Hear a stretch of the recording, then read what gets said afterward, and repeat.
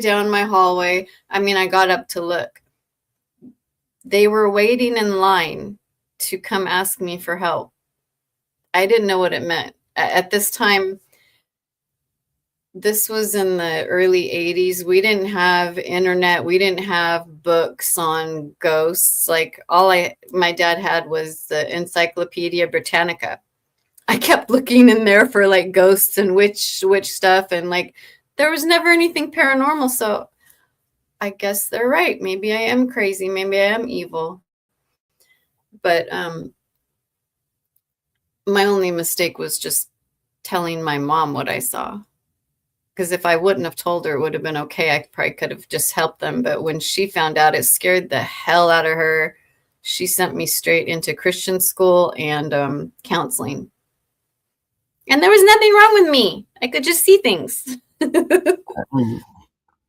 I just want to take a moment and just remind viewers that as much as it's in kind of like what we would call mainstream talk now, when Erica and I were younger, because I can say this because we're both about the same age, so not insulting anybody by going here, but this was not spoken of. And the thought of paranormal anything, there were a few people doing it, but it wasn't mainstream. It was taboo at the time. 1984 when Ghostbusters came out, and then all of a sudden everybody was, there's ghosts? Wait, what? And so when we're talking like before 84, yeah, we had to keep it to ourselves because there was no support system. We didn't even have an idea of what we were seeing. Nobody teaches you what the fuck? Why is there a line of people? Wow, you just made my picture big and it got me dizzy.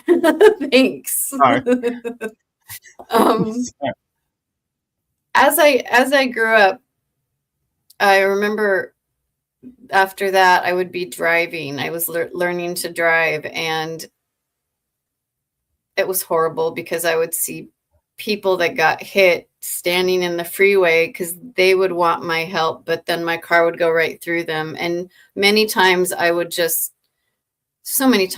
crashed because I thought I was hitting someone that wasn't, but I didn't hit anyone. So, and then in high school, oh my gosh, in my high school, I can't even repeat some of the stuff I saw, but I mean, I have a feeling that the high school that I went to, that I'm going to say this as purely as I can. I have a feeling that it was used as a meeting place for not good people to do not good things, that worshipped not good entities. I'll say it. Yeah. So being at school during the day, I would see these things superimposed over my classroom, and some of them were so horrific I would pass out. My teachers all thought I was on drugs, but I always passed the drug test. I was fine. Like, I wasn't on drugs.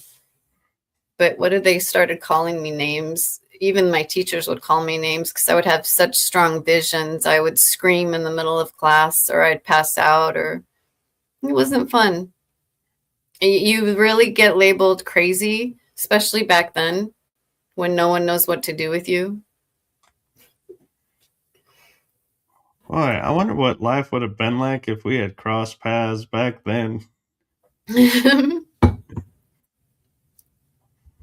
But I do have a surprise for you, Erica.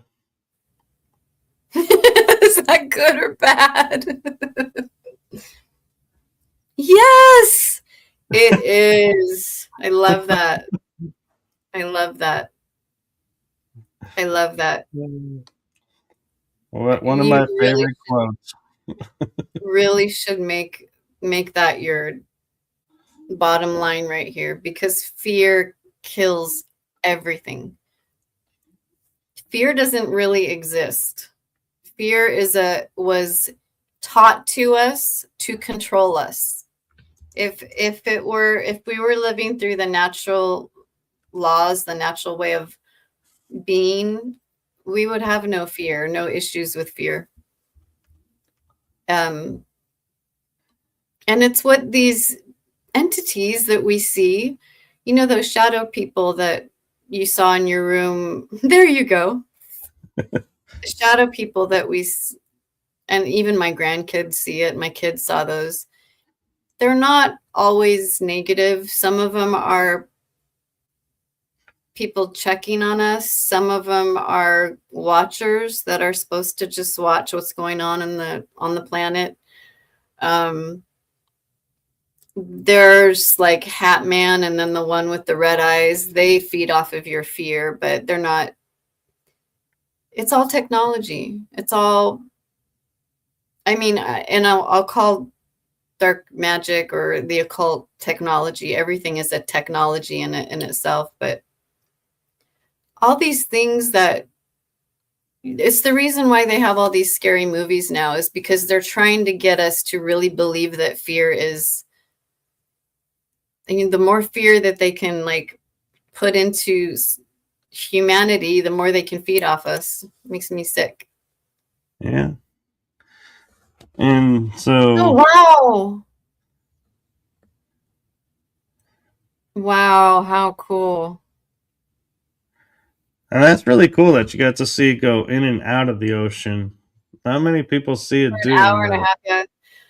When I lived in Pacific Grove, right on the water, and if you are right on the ocean, yes, exactly.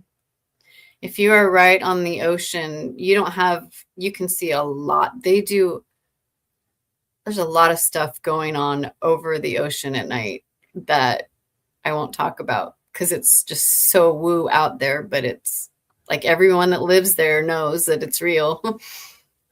Are you by the Catalina Island? Huh? Are you by the Catalina Islands? No, that's south, and that's off of LA area, or even or Santa Barbara area, I think. I was just curious because there's like an underground UFO base there, and so it was just. Oh yeah, I went for a vacation with a girlfriend, and we brought our daughters to Catalina, and yeah, there's off limits places, but we took our bikes, and there's a whole base there, and no good, no bueno. And so, do you think these paranormal experiences that you had growing up and through high school, that they helped forge you into the seer and helper that you are today, and the reader? I think always being able to see that stuff helps me as a reader, but I don't believe that they forged me. I think what forged me into wanting to help people was finding out that there's more than the paranormal out there, and they actively want to hurt humanity. And that's what drives me to do what I do now, and to clear people of that. And to, like, when I have clients, it's not just a light session. I'm not just telling them when their next job is or when they're going to fall in love. I'm literally, interacting with someone who's got probably either entity attachments or inner child that is still traumatized. What happens when we have trauma, say at age 5, is that 5-year-old stays inside of us, and they're still scared. And so there's that, it stays with you forever, and you can keep trying to stuff those down, but eventually it will destroy your life. So what I do is go in with clients, and we go into those moments where they felt fear and terror, and we change it at that time so that when we come back to the present, that reaction isn't there anymore. There is no past and future. Everything is always happening right now. So if I can go in, and the way I do this is I merge myself with the client, not leaving any residue behind, but like it's almost like a plasmic consciousness. Lisa could explain this better. Lisa, where are you? But you can merge with the person, and what I can see is that person's divine blueprint before the matrix got involved, before, like how God intended them. That's what I see when I have a client across from me. I see their physical body and their emotional body and their light body and their astral body as God intended, and I do what I can to bring it back into that perfect state. Does that make sense? It does. It's like what we call in Reiki doing a scan, is we can see the energetic body and see where there are blockages or implants that are interfering. Right. So I do the same thing with implants, etheric implants, entities, dark entities, spirits, grays, reptilians, whatever there is, because we are all food at this point. So I like to get everyone cleared. And just think, you don't have to be a vegetarian to get put on the slab. Oh, I'm sorry, I couldn't resist that joke. Anywho. So, when you're doing readings, do you call in a certain group to work with, or do you have a certain group that steps up and is like, we're going to help you through this process with this person, or does it vary based on the people? I'm thank you for asking me that, because I actually can answer that now. So what I do is, how do I explain this? I have learned I've always been connected to my highest self. So I have an open connection with my highest self. My highest self has an open connection to unity consciousness, where all the information of everywhere, everything exists. The Akashic records have false information in them. So I'm not talking about the Akashic records. I'm talking about going all the way up into your highest self and being part of the unified field. So that's where I work from. Now, what was your question again? Because I want to answer it. Some people will say, I have guides or say Lyrans that come in to help me with everything. I was asking who works with you and how it's determined.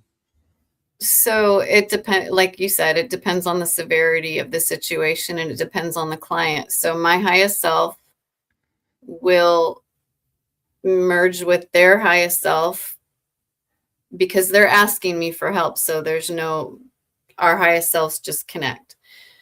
And they let me know what the person needs at that moment, how far I can go, like their higher self will let me know, hey, they're only going to understand you to this level. So be at this level or speak it at this level. But when there's things involved, like they're being harmed by an entity or ghosts or something negative, my highest self is connected to all my star family.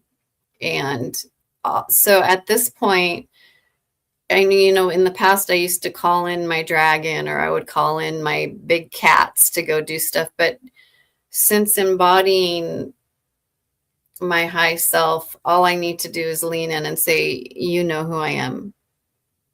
You need to go. And they go. Because I do know who I am and I'm not afraid. And I speak from experience. I'm not just throwing that out there. I'm talking directly to the entity. Another thing that is weird, and I wrote about this in my book, was I was always able to hear psychically what beings would do, what we're planning to do with me, even if it was like parasitic thought forms, ghosts, entities. They can read our mind, but it was like the moment they would get me, I could cord them back and know what their intentions were.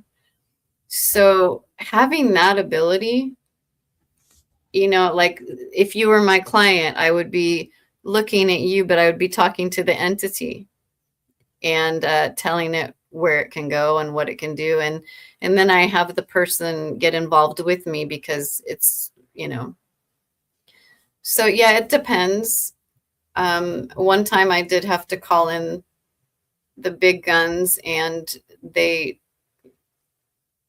got violent, but it's always successful. And I'm very grateful because my team actually does get things done, whether it's just me. I call my team my highest self as part of my team too.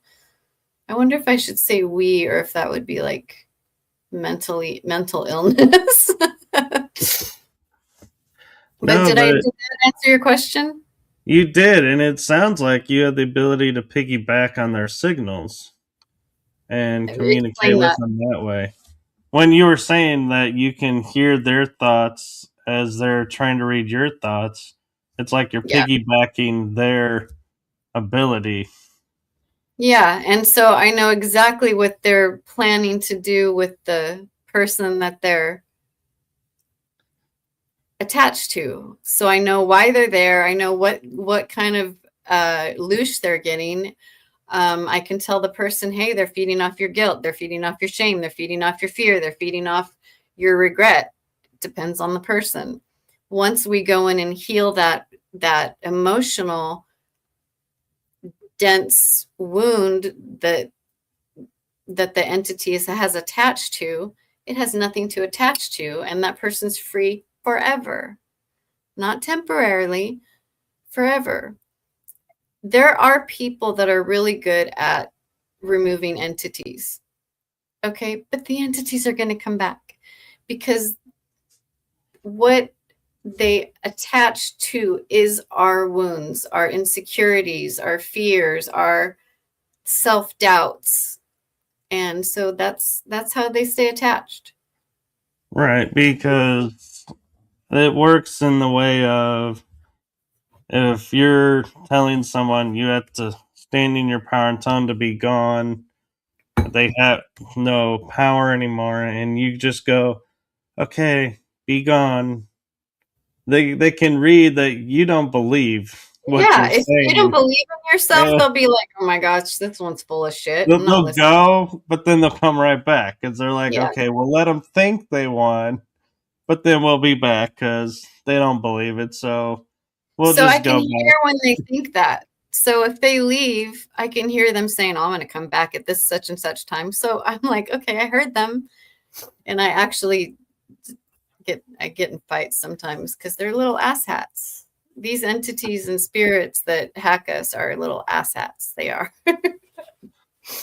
And so we mentioned a term, and I honestly don't know how many people watching this show are familiar with the term. So if you could do a favor and explain the term loosh for those who may not understand what that is. Loosh is Loosh is okay, so we are creator beings. We are batteries. We are light. We are powerhouses. We are our own generators. We have a soul. We have a flame inside of us that can't be extinguished. ghosts, entities, archons, demons, greys, reptilians, they don't have their own flame. They don't have their own light. What feeds them and what keeps them alive is lower dense emotions from humans. So if you're really angry a lot, if you're bitter, if you feel shameful, if you feel guilty, you're going to have entities because that is their favorite food. And if you want them gone, start laughing, start loving things, start cultivating your own joy. Joy doesn't just come. I had to build my own joy, with everything I went through. You see me laugh now, considering everything I went through, I shouldn't be laughing, but anything is healable. Anything is fixable. But yeah, so Loosh is food that feeds entities that don't have a soul. No, that's really well said. And I think some people needed to hear that because a lot of people will go because they're feeling off or feeling something's not right and will seek. And I'm not attacking mainstream medical, so don't come Don't. barrage me. But they don't understand it either and misdiagnose and they get no help. And so this way, hopefully, if they're hearing this, they might be able to say, wait a minute, let me try that. Let me bring Maybe more I joy don't have in. depression. Maybe I'm not depressed. Maybe I'm not bipolar. Maybe I don't have such and such depressive disorder. It's always entities. And I tell you, our psych wards in America are full of star seeds that are just attached with entities because they're so pure and they're so light and they're so full of goodness because they're here for the first time and they've come from a pure place. And those are the people that get hit the hardest with these entities. It's not right. It's always the best, most pure people.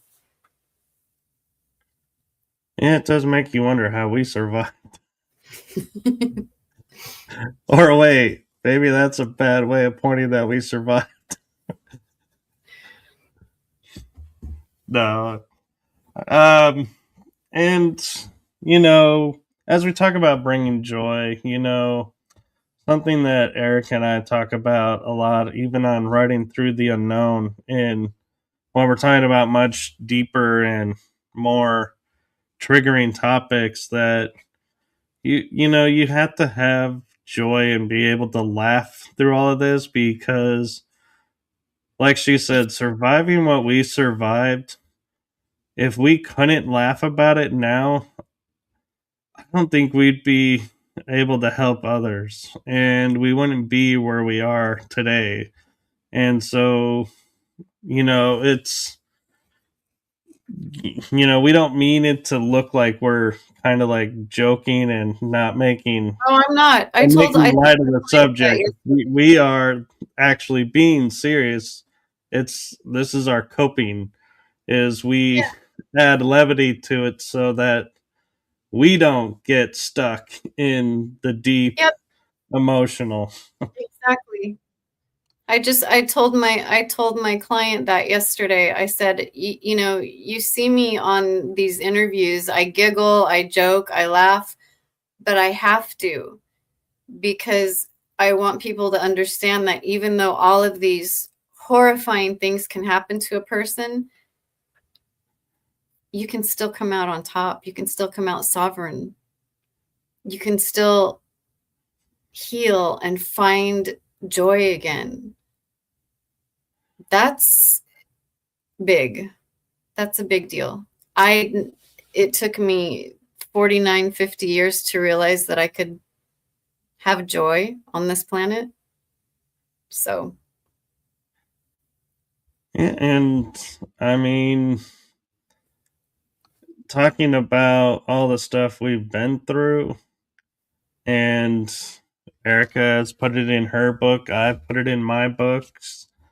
And so, reading it, it paints a much different picture. But the one thing that I feel confident I can say and that Erica will agree with is there's always hope. No matter what is going on, there's always hope.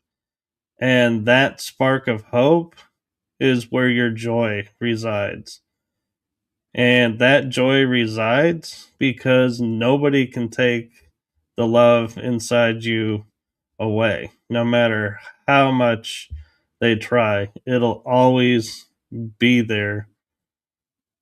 The whole reason that the planet was inundated with spirits, entities, all this dark stuff was because they were trying to figure out how to have a soul. They were trying to figure out the archons, the demons. They were trying to figure out how can we exist without the human, because they need to feed off our negative emotions.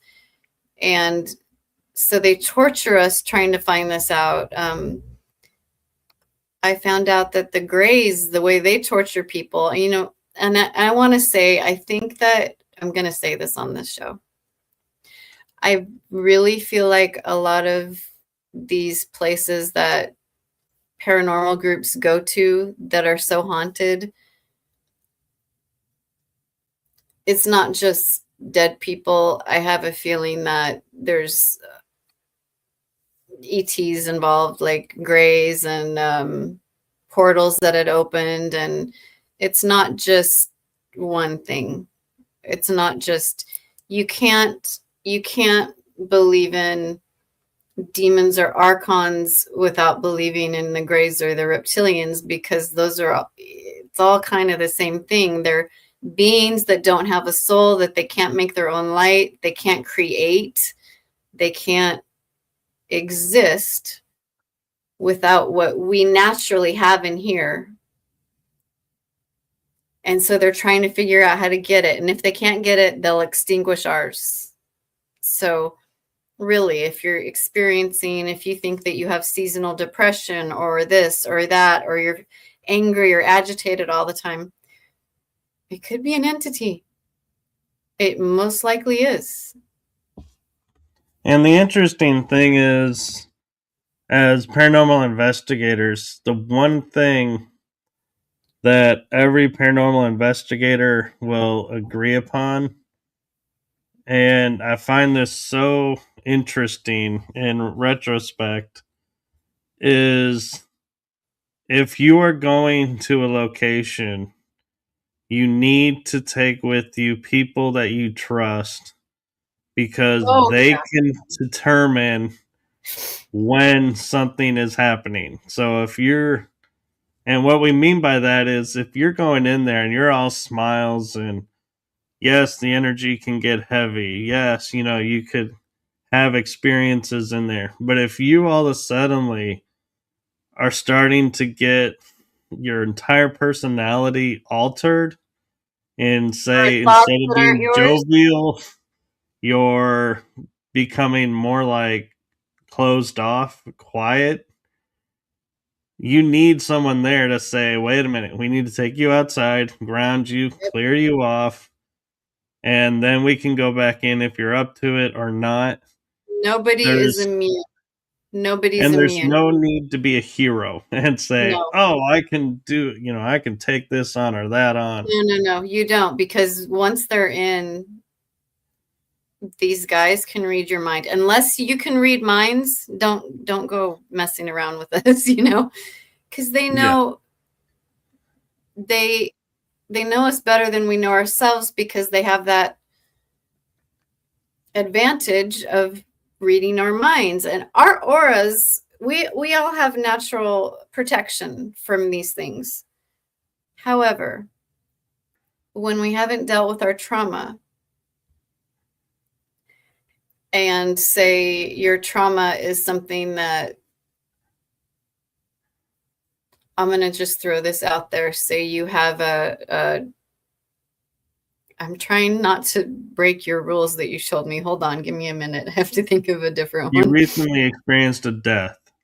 We'll put it that Yeah, way. so yeah, you experience a death at a young age as a 5-year-old. Okay, that 5-year-old is traumatized, and that 5-year-old, that emotional shock that you went through at that age, witnessing that death, stays in your cells.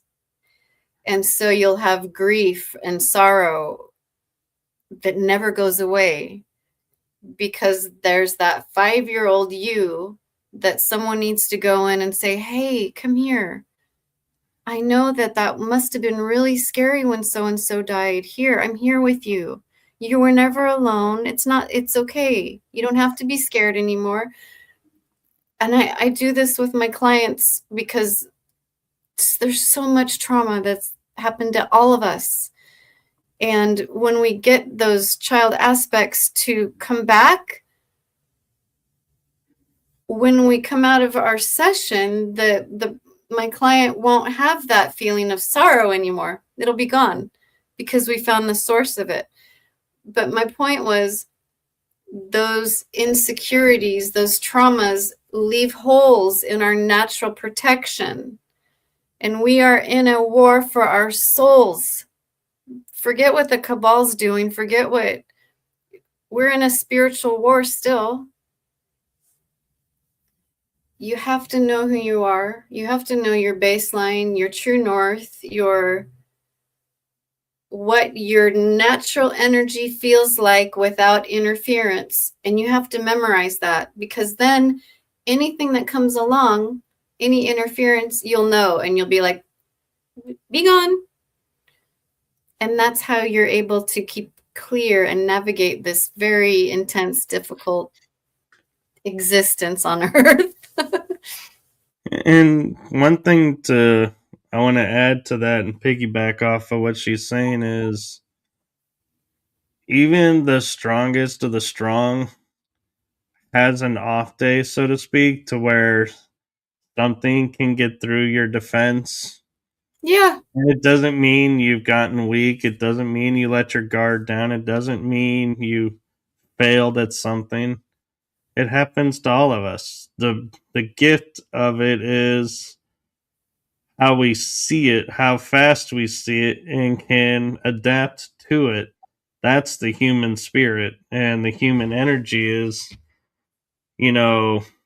when something gets through your defenses and you start to feel something, if you can feel it right away, clear it out right away, that is a huge win and a great gift. And if it takes you a week, it's still a gift that you're able to see it, take care of it, remove it.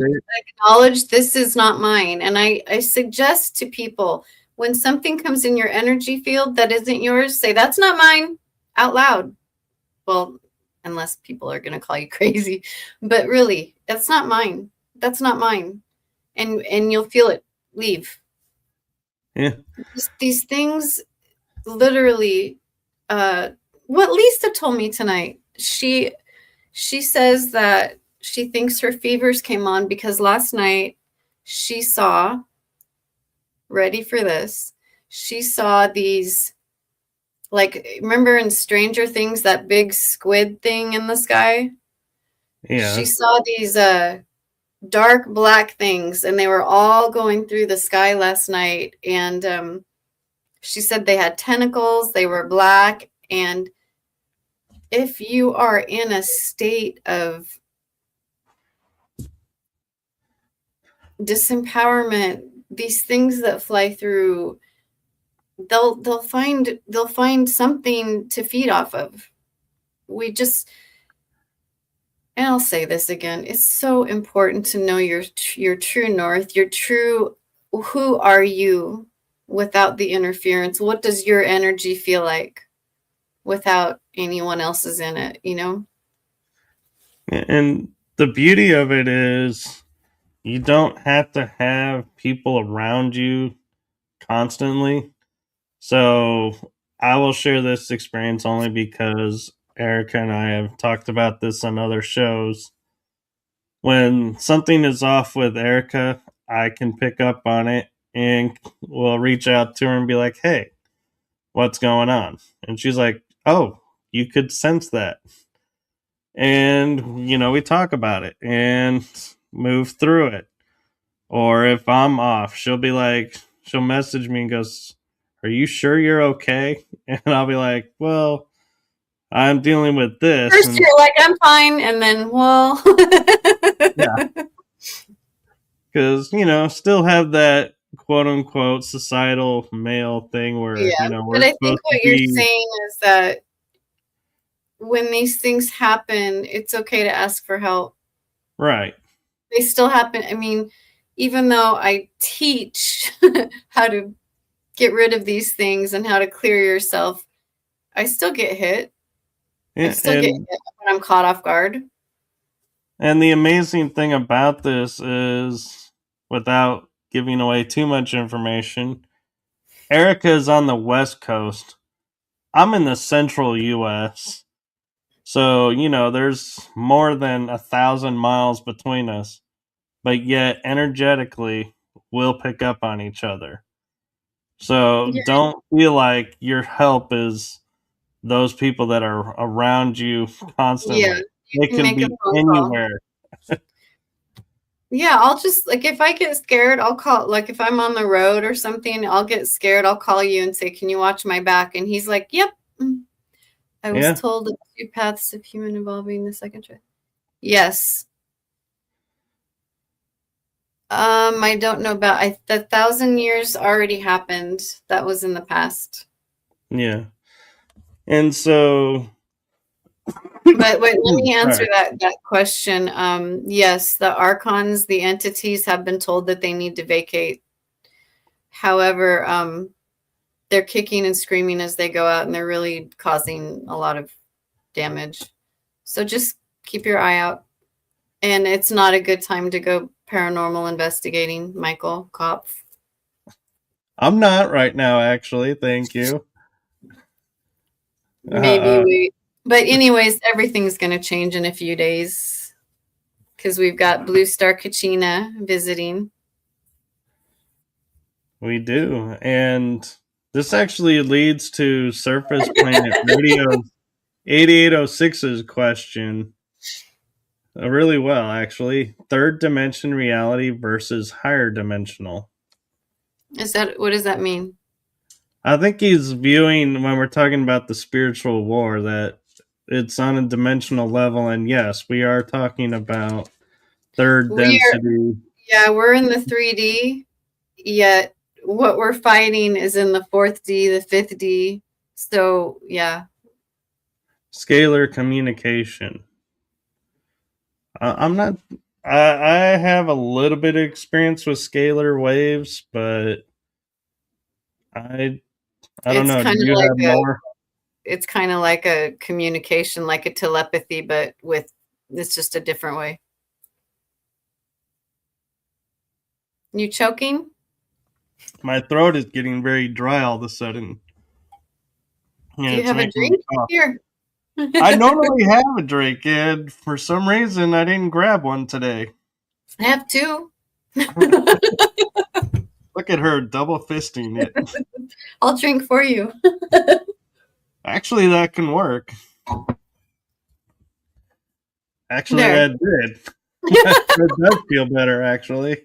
We are all interconnected, and I even found that there's a place in our brain where telepathy, it's not active on hardly anyone yet, but there's a place in our mind that is like a speaker system. I mean, all telepathy goes through the heart. You have to be connected through the heart, but when the rest of the population's DNA comes online, we will be able to actually hear each other, just like with what are those walkie-talkies? The two-way radios, yeah. Yeah. It's like that. It's like that when I talk to yeah, it's like that. I'm trying to And remember what show we're the on. veil is thinning, so communication is becoming more active and more activity, which, in full transparency, Erica was sharing a story before we got started, and she wanted to make sure I brought it up. And so I'm thinking now is Which a good one? time to lead into the Santa Rosa do where there Oh, were ash people. oh gosh. That was another that was actually when I stopped giving readings because I felt like I failed humanity. But this was in Coffee Park, and I don't know if those of you remember, Coffee Park was the first in Santa Rosa was the first DEW attack, and I had really, really close best friends who lived in that neighborhood. I would do house clearings. I was a paranormal psychic. I would go through the house and clear out negative stuff. But these 2 months in this neighborhood, I kept seeing these people made of ashes. And I called them the ash people because they were just people made of ashes, and they kept trying to get my attention. I saw them in 3 different houses. They were coming through the floor. They were like little kids that are like, listen to me. I need to tell you something. But I wasn't listening right. A month later, everything was turned to ash in that neighborhood. And I blamed myself that I didn't understand what I was seeing, and I didn't understand the messages of the ash people. But I guess they were from the future trying to warn me that the whole place was going to burn down. But I stopped doing readings after that because I felt guilty, like I should have, like I could have stopped that, but I couldn't have. That's another program that we get trying to save the world. But after that, then paradise was hit. I actually have video of what the DW looks like because we were taking pictures of fire that was swirling down like a red tornado, and it would just blow things up. And then it would lift up and that would come down again. And it was reddish pink, like a deep, deep reddish pink. And Did it look like a fire twister? what's a, it was, it was like a twister, but and they were made of fire, but they were dark red and pink, and they would go up in the sky and they'd come back down and they'd go back up, and you could see that, but you couldn't see where it was coming from. It would just come out of the dark and then it would come down. But I have like a few shots where you can see it, and I need to find that on my 26 million pictures I have, my paranormal rolls. But it's interesting you point that out, and I don't mean to interrupt your story, but it's, we grew up with science and hearing like there's cyclones, which are twisters over water, or there's tornadoes, which are the twisters on land. Right.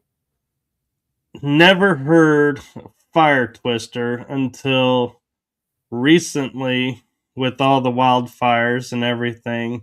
Yeah, because they And it made it begs the up. question, yeah, are they using this term to explain away They're bullshit. something? Yeah. And so, Sorry.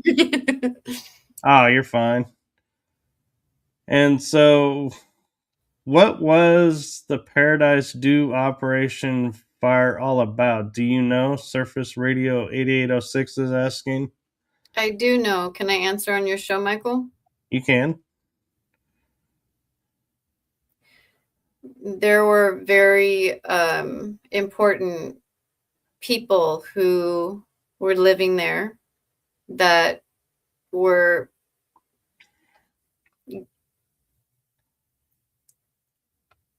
going to help humanity. Oh, she's just talking about the fire twisters. Yeah, so paradise,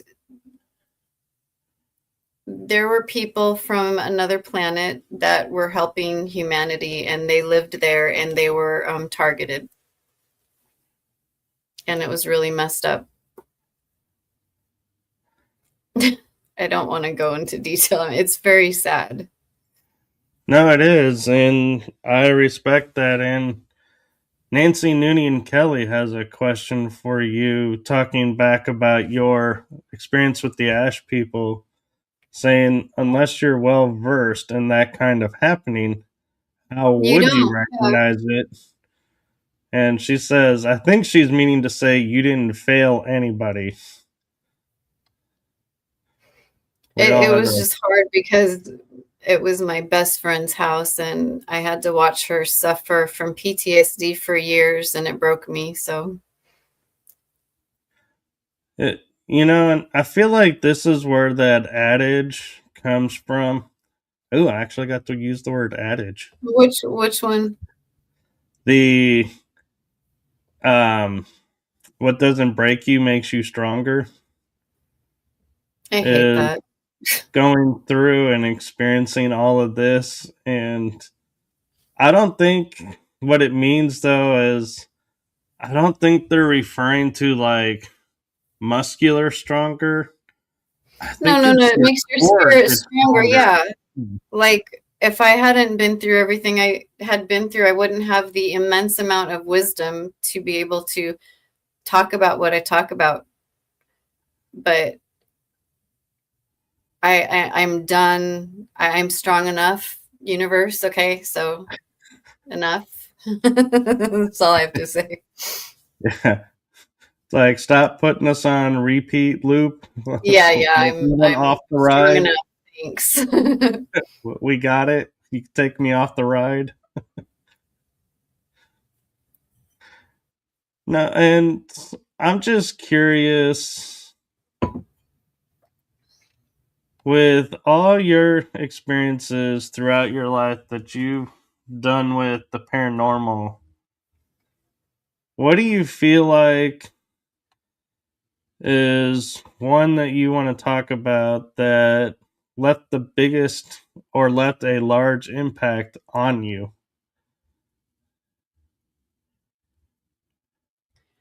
Oh, okay. Well, I went into this one house thinking that I was a badass investigator.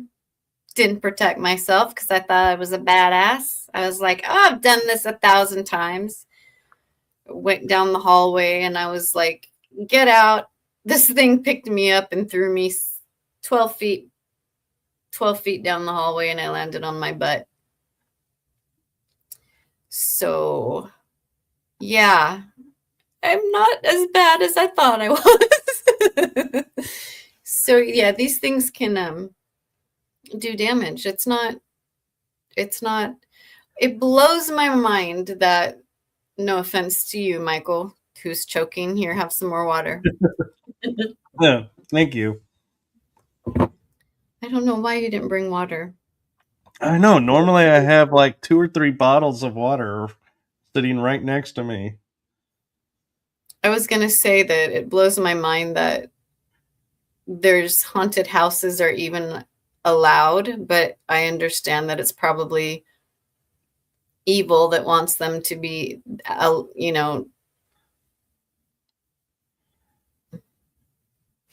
thank you. What was I saying? You were talking about haunted houses that shouldn't be. Oh, they just shouldn't exist. The scary movies shouldn't exist. All of this is to keep feeding these entities that people like me are dying trying to get off this planet. But yeah, just keep bringing them in. What was I going to say?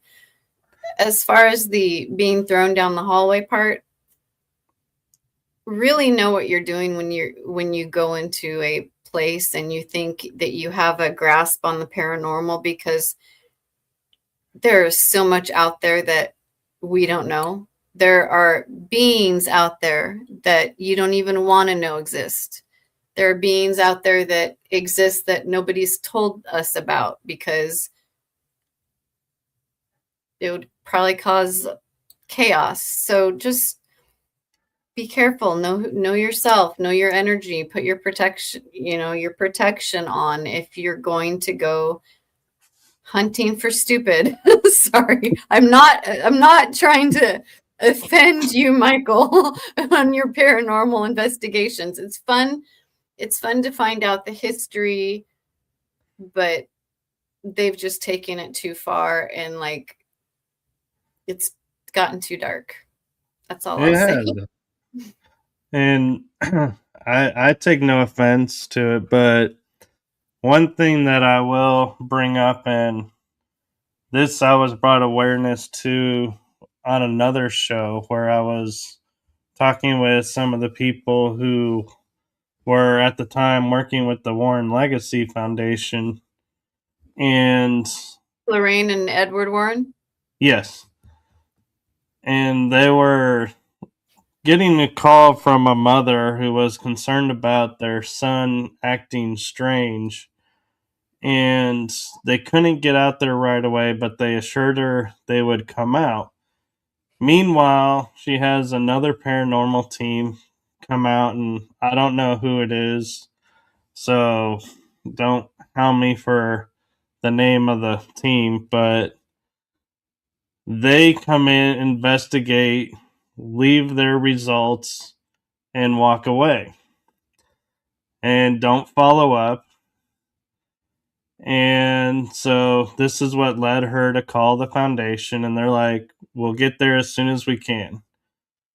So the next day, she calls up the foundation and says, you can take me off your list. I don't need anyone to come. And they go, no, ma'am, you don't understand. We can totally help.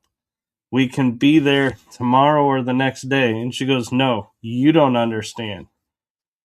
The team that came to investigate told my son he had 70 demons attached to him and had no hope of getting cleared. So he took his life. And to me, that hits a raw nerve because, one, that paranormal team I highly doubt would know a true demon if they met one. Exactly. Let alone 70 of them attached to one person, which some people are so full of shit. It makes me so mad. I'm sorry. Yeah. This is something I encounter with psychics, with clients who come to me who go to some idiot who thinks because they did ayahuasca twice that they're Captain Psychic Healer.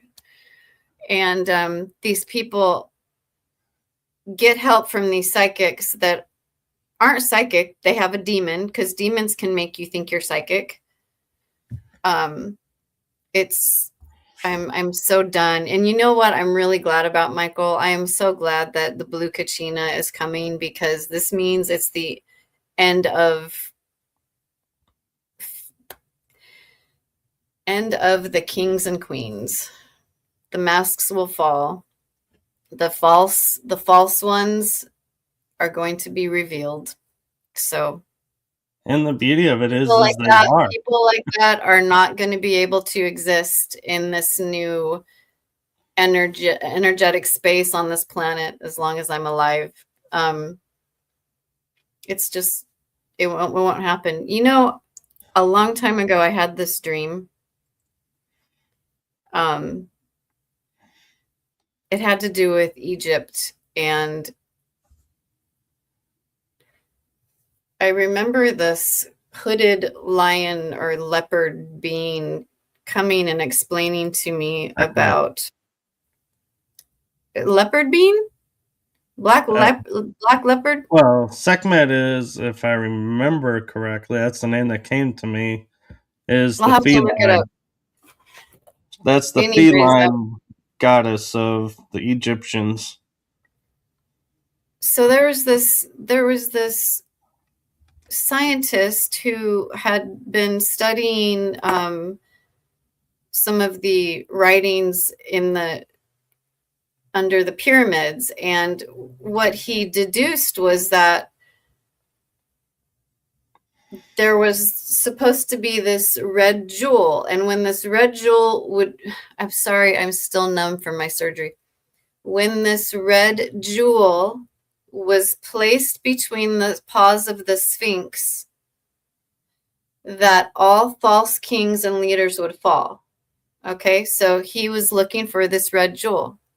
Come to find out, it wasn't a gem at all. It was the dog star Sirius. So Sirius rising on the horizon, right between the paws of the Sphinx, marks the end of the false leaders. And that happened recently. And now we've got, the blue Kachina, and then we have the red Kachina. And everybody can go look that up, because that's what 3i Atlas is about. Look up the Hopi prophecy. And do you want to talk more about the Hopi prophecy that's coming to fruition right now, or appears to be? Say that again? Do you want to talk more in depth about the Hopi prophecy that seems to be coming about right now? Well, we know for a fact that a lot of our history has been rewritten. This world has been inhabited and then stripped, and then inhabited again, and then wiped, and then inhabited again, and then wiped. 3i Atlas, Blue Star Kachina, is a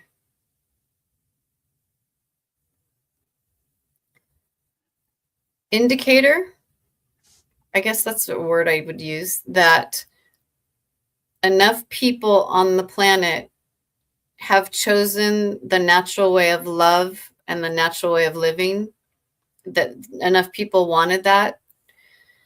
And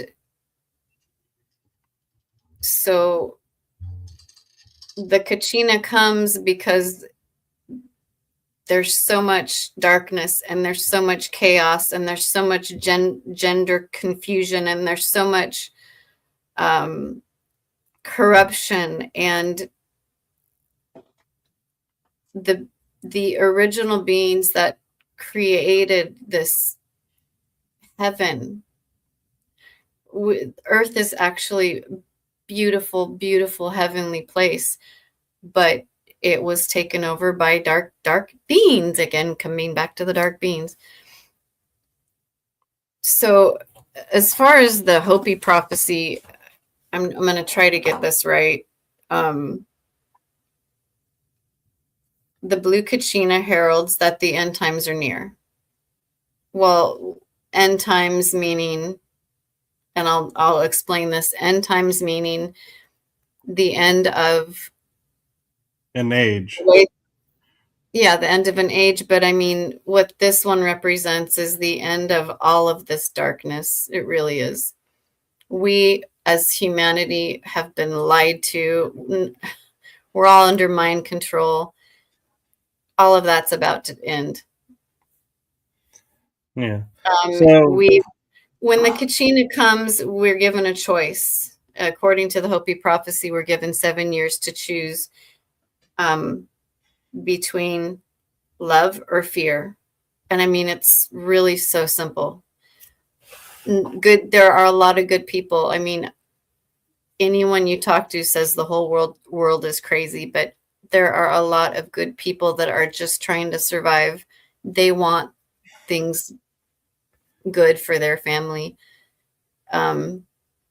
So the star people can always read the planet just like I can. Part of the unified field is knowing everything everywhere going on all at once. But yeah, it's a new world, a new way of life. And then I think after Blue Kachina, according to the Hopi prophecy, comes the red star. The red star is like the purifier. The Kachina is the herald. The red star coming after is the purifier. So the Kachina kind of comes in and says, hey, are you ready? And that's what I'm talking about when I say, know who you are, know your true north. Know the difference between what's your thoughts, what's your emotions, and what's coming from outside sources. Because I guarantee 90% of our feelings and thoughts aren't ours. We're all getting hit. I'm sorry, I'm all over the place with this. Oh no, you're doing fine. And what's kind of interesting is before you mentioned the word heralding, I was saying to myself, I kept hearing the word herald, herald. And I was like, I'm not Thanks. Pull doing it out the of my head plural. next time. But yeah, and we one thing just too, I just want to make clear is when we're reading the ancient texts and everything, when they say end times or the end event or it just means the end of one thing and the beginning of another. I'm drawing a blank on the biblical term that's the end time. I Revelations. know Revelations and Ragnarok. The interesting thing, especially Ragnarok, because I love if you totally understand Ragnarok and read it fully. And for those who don't know, this is out of Norse mythology. Because you're Is related to them. Michael's related to, oh, what's his name? Ragnar. I am actually, Wait, and say his name. What's his name? Ragnar Loth. Ragnar Lothbrok. Yeah, Ragnar the Viking is Michael Kopf's distant relative.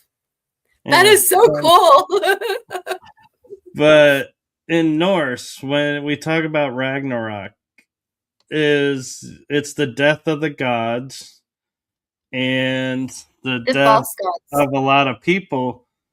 But the end of Ragnarok truly is one male, one female enters a tree and respawns the human race. So it's literally an end of an age, beginning of a new age. So there is no end. That's it. Script's over. And Right. Apocalypse, like Jasmine E. Mary Hart 0511 said, Yeah. Apocalypse, if you take and literally define it, is just the end of what's hidden. It's Yeah. revealing what's hidden. It's just a revelation of everything that was hidden, which is why I'm so curious. Yes. Trees are so much more. Trees are Yeah. conscious. Trees can teach you. Trees taught me everything about the planet I needed to know. Trees can clear you from entities. Trees can help you ground. Trees can work with you. They are amazing healers. Yeah. But my hope is everyone watching this episode, one thing that they will take to heart is with everybody talking about the end is coming. There is nothing to fear about it. Don't buy into the script of fear that it's just simply the end of one age, starting another age, like in astrology. And you all know me, I'm not an astrologist, but I understand we are at the end of the age of Pisces, beginning the age of Aquarius. So it's the end of one age, beginning of another age. You should have put that song in. This is the dawning of the age of I love that Aquarius. song.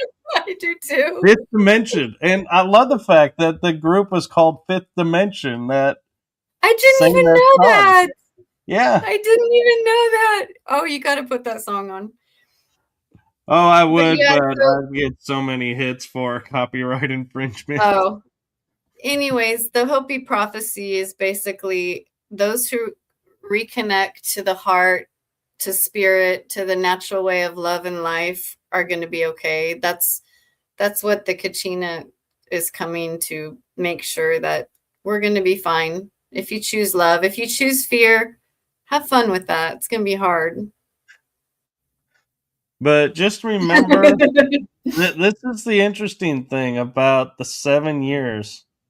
And I loved when I asked somebody about this because, it does raise a really interesting point is if you chose fear, you have 7 years that you can change your mind and decide to go to love. You're not locked in once you That make is a choice. exactly true. That's what I was just gonna say. Yeah.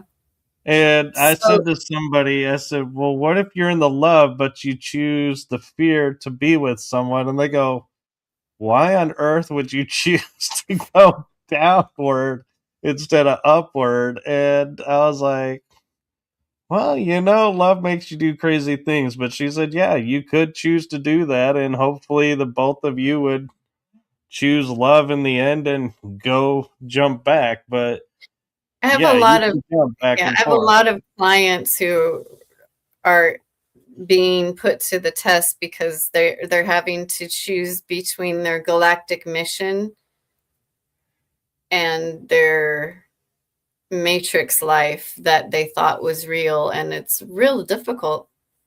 It's difficult because you're like, you know what you have to do. You and your husband had a good things at the beginning, but you grew, he didn't. How are you going to make that work? You just gotta, things are the way they are. Sometimes it's not supposed to stay, sometimes you're not supposed to stay with that person. There's Right. no rules. Nope.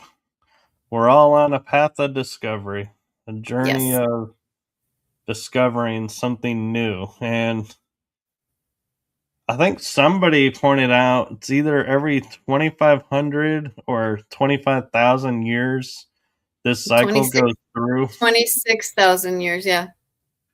So just think, Shakespeare put the curse, they tell us it's a curse upon us of may you always live in interesting times. And I don't view it as a curse anymore. I view it as he was a whistleblower and telling Oh, us really? interesting times are coming because let's look at, the fact that we are about to experience something that happens every 26,000 years. Not So even. thinking about that average lifespan, even in biblical times, they say it was like 900 years. So this is 1,000 years, yeah. 26,000 years. So that is, we're experiencing something that 27 generations ago experienced. Think Isn't that about crazy how long cool? that is. And that's if we kept to biblical age. Going by Yeah. the age now where it's 100 is a pretty fair average age. That is 260 generations. Yep. So, I mean, this is not a time where, we have we can go look up a book and go, oh, here's I'll just wait for the next one to what they come. did. You know, we, I'll we get don't my have a shit together reference next guide. time. There was nothing No. written down to help us go, oh, here's the key to surviving this, or the Well, key to the start the this. the indigenous people did write it in caves and in signs, and they knew what to look for. They knew that. I think they also talk about the blue kachina is the uncle of two brothers. One of the brothers is the guardian of the North Pole. The other brother is the guardian of the South Pole. And the kachina, the uncle, which is a blue star kachina, meets with the two brothers, and they talk about, this is the Hopi prophecy. They talk about fixing the axis of Earth. Now, when I was talking about Three Eye Atlas months ago, I was talking about how it it was going to come through and it was going to turn the universe from 440 hertz to back to 432 hertz. That was my words that I used, but that's kind of the Hopi prophecy too. So I think that's something that I carried in my memory or because I never looked up the Hopi prophecy until after I said that, and I was like, wow, it's very similar. Very, very similar. And they also the Hopi talked about people who were weak in spirit, you know, people who don't believe that there's a soul in here, that they believe they can do whatever they want. They don't have a good sense of right and wrong. They don't have ethics or integrity. Those people, according to the Hopi prophecy, will be going insane. So, and I'm seeing that in the city right now. I'm seeing people that never had any faith or that never chose to be kind or good really having a tough time and projecting anger and projecting just drama right now. So the prophecy's true. Like everything George Cavassalis said was true. Everything that and everything I said and the Hopi prophecies, they all match. And we don't know each other. So I think we're all onto something here. I agree. And something that's worth thinking about too as we're going through all of this is, we're seeing systems fall and truth being revealed around what's going on. And so the question it will come down to, are you ready to hear? And not only are you ready to hear, but are you open to hear? That's going to be the What two truth? Open to keys. hear the truth. Is that what you're saying? Well, to hear what's going on. And where I'm going with this is, we live in a world where we're full of misinformation. We're full of everybody spewing their own opinions, and we no longer know what's truth and what's not. Our own media, I'm sorry, but I've known since Persian Gulf War sensationalizes everything and doesn't give us facts. They give Yeah, us we're not getting any facts at stories this point. for ratings, and so we can't trust that. And so the guide that I will say to survive and find your truth is to find what resonates with you. And what I mean by that is, if you hear something and it puts you in a state of fear, don't pay Or it attention makes to it. any part of Don't your body follow it. contract. Or it Yeah, makes any part of your body contract, which is your body's way of telling you that's not true. Something's wrong with that. Listen to your body. Sorry, I had to but add that. yeah, and if you hear something that inspires you and lifts you up, that's your body's way of saying, this is a truth for you. Mm-hmm. And just be aware and just be cognizant of how things make you react. If you Feel. start reacting out of fear, you need to check yourself and see what, when did that start and what are you believing that's not really true, because nothing should ever put you into fear mode. We're in a time where we're leaving the fear mode to empower ourselves. So that is my hope for everyone, is to take away from this, as well as anything that's unexplained, if it doesn't resonate or it puts you in a bad space, It's walk not your away truth. from it. Don't take it on. You don't have to stand up to it and make it something that it's not. That's not the warrior. And ironically, I just was watching the other night The Way of the Peaceful The Warrior warrior's movie way. again, and But his you have a greatest good truth, point there. yeah, It's very was true. letting go of his personal fears, and then was able to do anything. Can I say something on that? Oh, by Yeah, the way, I'm going to comment on this first. The AI threat that I had talked about a few months ago, it's over. It was cut. So those the AI threat's done. It was taken care of. What was I going to say now? What were you just saying? we were talking about The Way of the Peaceful Warrior and letting go of the fear and resonating and lifting yourself up and not buying into the fear. I had a point. I just lost it. Let me get it back. And well, and I was talking about how in the movie he is fighting himself because his self, he had all these doubts and fears about not being good enough, and once And he that's realized just that, okay. I remembered. Thank you. all right, Thank you. Okay, so earlier this year, I had major surgery. I had 2 tumors removed. It is the good AI, not the bad one. yeah, So the beginning of this year was probably February.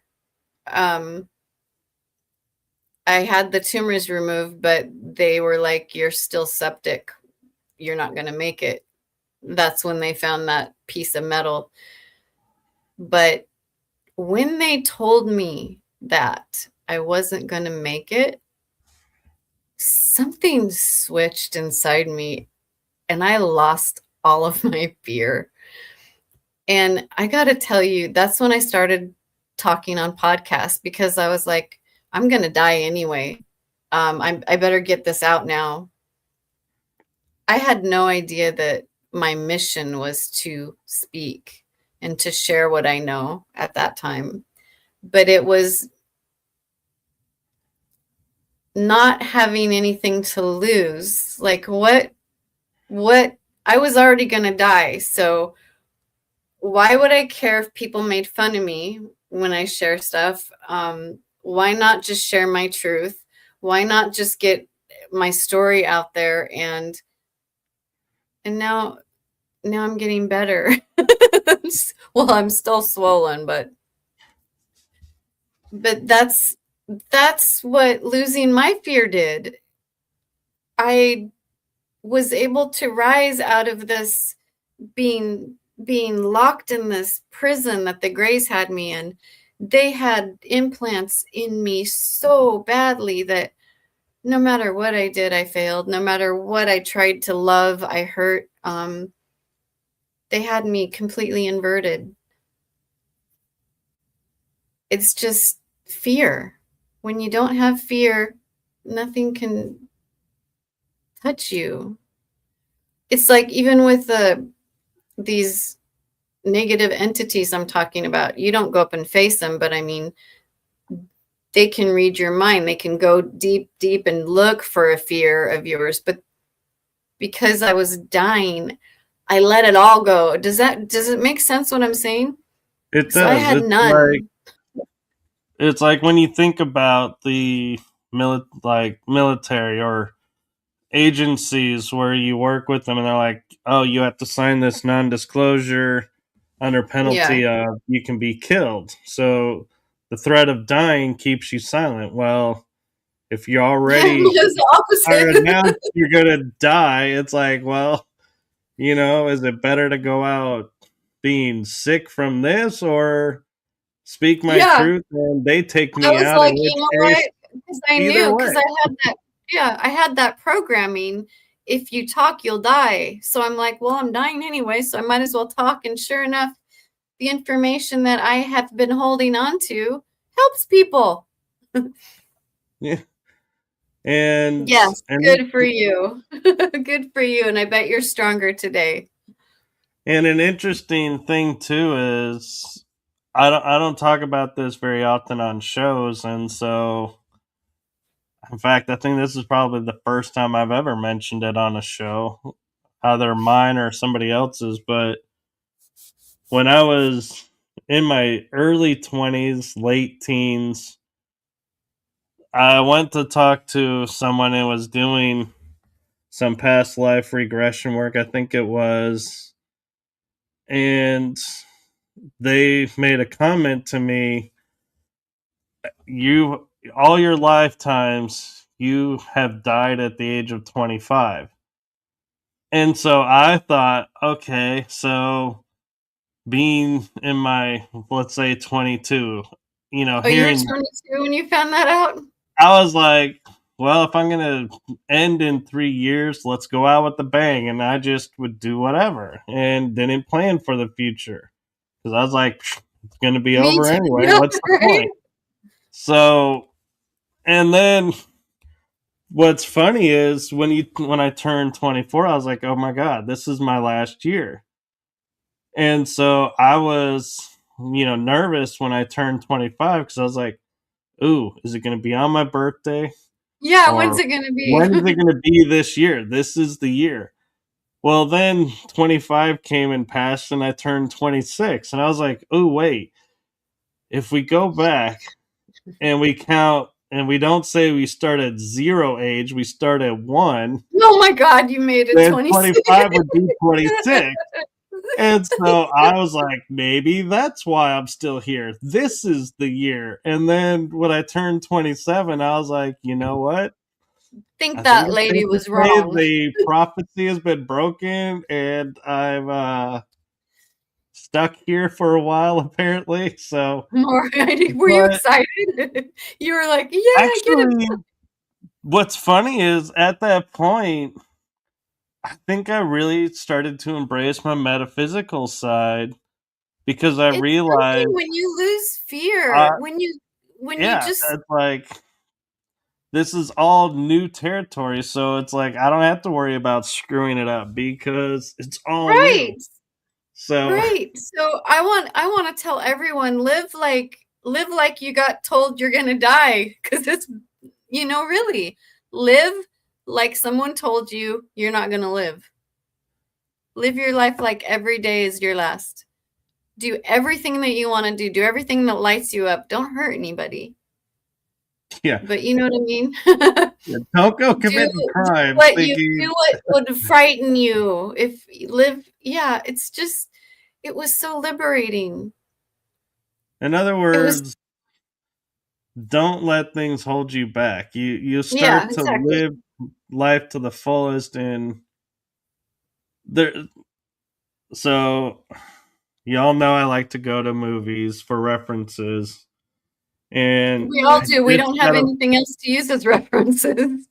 Well, and I think this one moment in this movie is going to totally make sense of what we're talking about, and that is go watch Star Trek Insurgent, I think it's called, or Insurrection. It's the Insurrection. Insurrection. And it's the one where they go in the. So make sure you're watching the right one. They go into the Briar Patch and they find this world where people are living really long because of the radiation in the nebula that they're living in. Yeah, where she Well, was slowed down time and the waterfall was exactly. moving. They You can learn do to that live in now. the You can do moment. that here. But that can be done here and now. In the Yeah. time that we're in now, sorry, I'm interrupting you. We Time doesn't exist like you thought, like we all thought. 10 minutes can be stretched if you really drew this into 2 hours, or you can put 2 hours into a 10-minute period. Time isn't solid and structured. There's only the now moment. Time doesn't even exist once you get off planet. Right. And so, yeah, I mean, they learn, and they were like, they learned to live in the moment. And they said, well, aren't you afraid of this? And they said, why? In this moment, it's not a reality. And so they all started to do it, and this other race was trying to collect it to sell it and profit off of it. And Jordy had his vision restored that he had never had from birth. And he goes, and I love the line where he sits there and says to the captain, Yeah, when "How he's can I looking at the live sunset. seeing this sunset, knowing what it costs these people?" And it's like that to me Mm, is a fearless human spirit that sits there and says, "Yes, I would love to have this, but not at the cost of not at somebody the else." not oh my god, you got me have chills. Yeah. And so we're going to leave you with that because I just noticed we're actually at an hour and 34 minutes. Oh. Oh, well, thank you so much for having me on. I haven't, my website is ericaamoreena.com. I have a new website, Blue Star Kachina, coming out.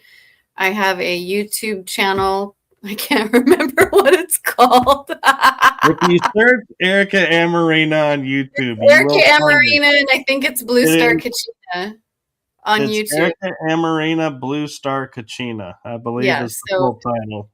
and I have a lot of new things coming out in 2026. I'm going to be teaching some classes on how to, and I'm also going to be telling my detailed story on my channel. So that'll be interesting. It's for me to be able to heal. I'll tell it as long as YouTube doesn't kick me off. And we all know, let's be honest, if it does, she'll be calling me saying, "I need to tell my story What on should your I show." use? But yeah, I'm gonna try to do a lot. So pay attention to my channels if you are so inclined. Thank you. Yes, And I want and to thank you so much, Michael, for being my friend. You're oh, amazing. always.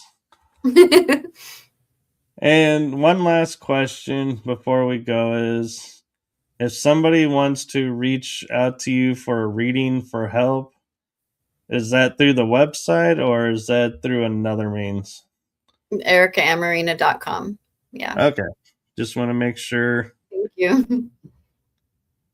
So, thank you so much for coming on to this show because, in full transparency, Eric and I were trying to figure out the differences between the two shows so we didn't cross any boundaries with anybody. And Yeah, I didn't know this is called energy that surrounds us, and I'm used to being on writing through the unknown, so I had to with a lot. but Thank you.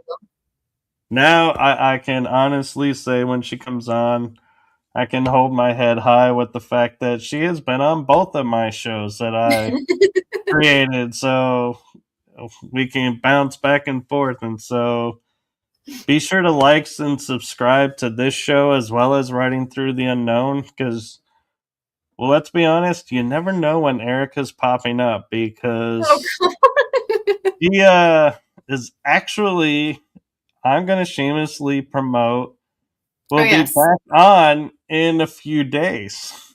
3 days after we have a visitor in the sky. We're going to be doing a panel Friday night. I'm looking forward to it.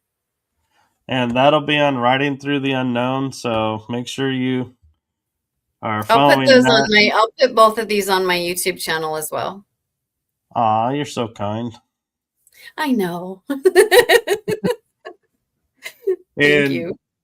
we do support each other, so you'll see us like posting to each other's YouTubes or back and forth with stuff. And so, and I will shamelessly promote my limited skills that I have helped Erica with her banner on her page, and I actually gave her the inspirational start to her thumbnail that she's going to be using for her personal stuff. And You're the so, one that gave me guts. I mean, before they told me I was going to die, you're like, you can speak, you can do it. Like, you inspired me to speak, but I was too scared. But then when the doctors are all, you're going to die, I'm like, hey, Michael, I'm going to talk. yeah. She was like, "Are you free next week?" I'm like, no, why?" She goes, "I'm ready." I'm like, "Well, can you give me 2 weeks?" Okay. I mean, my face was like out to here, but I was ready to talk. Yeah. And the funny thing is, when she talked about February with the surgeries, I think it was March, she was on my show, and she was like, "I'm ready."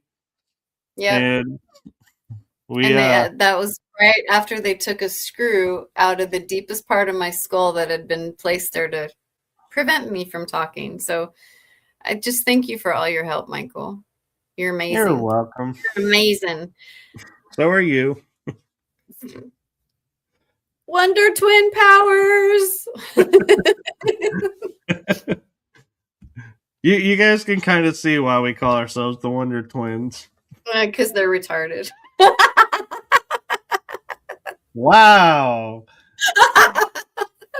Just so you know, we do have these conversations. It's a joke. We jokingly did watch the cartoon Super Friends where they were made their appearance and were like, these They two had special superheroes needs. are the strangest, weirdest superhero Useless, duo.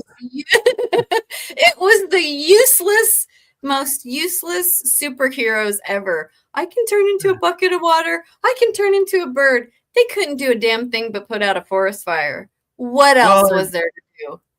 Well, we would laugh at each other going, like, he would say, like, turn into a puddle of water. We're like, well, that works if you're there, but how do you transport the no, puddle and of then water? the sister has to carry his watery self everywhere. It's so dumb, Oh, and but it the makes me monkey laugh. bleep has to bring the bucket to hold him. And so we're like,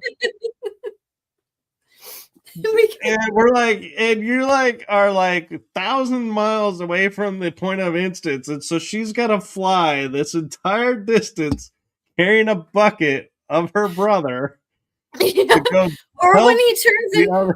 turns into like a mile wide sheet of ice and she's just this little eagle that has to carry him to go put out a fire. Anyways.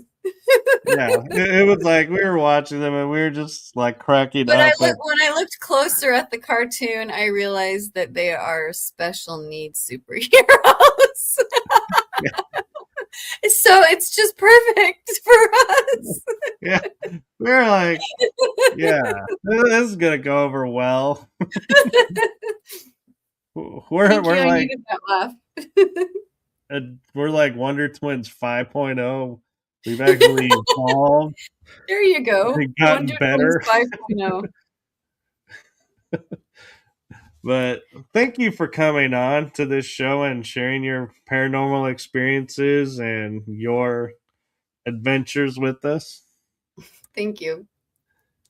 And like I said, you never know when she'll be on, so follow along and stay tuned. And with that, I know I said it like probably 10 minutes ago that we were going to go, We're but done I now. assure We're you, really done. yeah, this is no longer an Irish goodbye. We are literally actually saying goodbye. You So push the button. thank you, everyone, Push, and have a push. wonderful holiday season, See whichever you in holiday June you celebrate. And we will see you on this show actually on on the Friday. 23rd for a channeling session. And that'll be the last show of this season. And Friday, Erica will be on a panel for the women of the SSP on Riding Through the Unknown. And thank you all for watching. Thank you all for joining us on this wild and wacky adventure that we had tonight. I was trying to keep it PC. You And can't beat me. always fun. And so with that, good night, everyone.